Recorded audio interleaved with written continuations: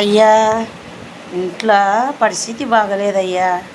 డబ్బులు లేవు, సరుకులు వేయ్యా, చాలా ఇబ్బంది. ఏం పొమ్మా, 200 అయితే 300 అయితే ఏమి తీసుకొని పో.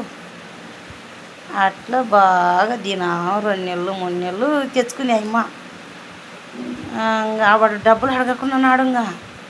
అయ్యా, ఇంట్లో పరిస్థితి బాగలేదయ్యా, డబ్బులు లేవు, పని చేసిన కాడ కూలీలు ఇవ్వలే, బట్టవాళ్ళు ఇవ్వలే అంటే 200 అయితే 300 అయితే అమ్మ తీసుకొని పో అంటాడు వాడు.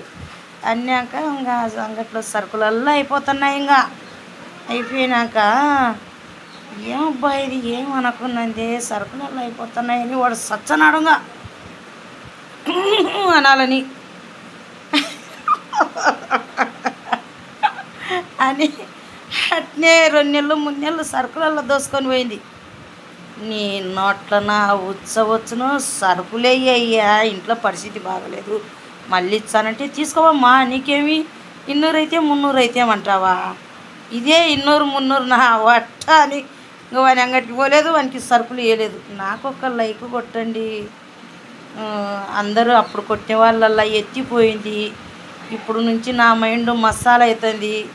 ఇంకా చండాలమైన కామెంట్లు, చండాలమైన కథలు చెప్తుంటాను. ఇంకా నాకు ఇంకా మైండ్ బాగుండదు అనమాట.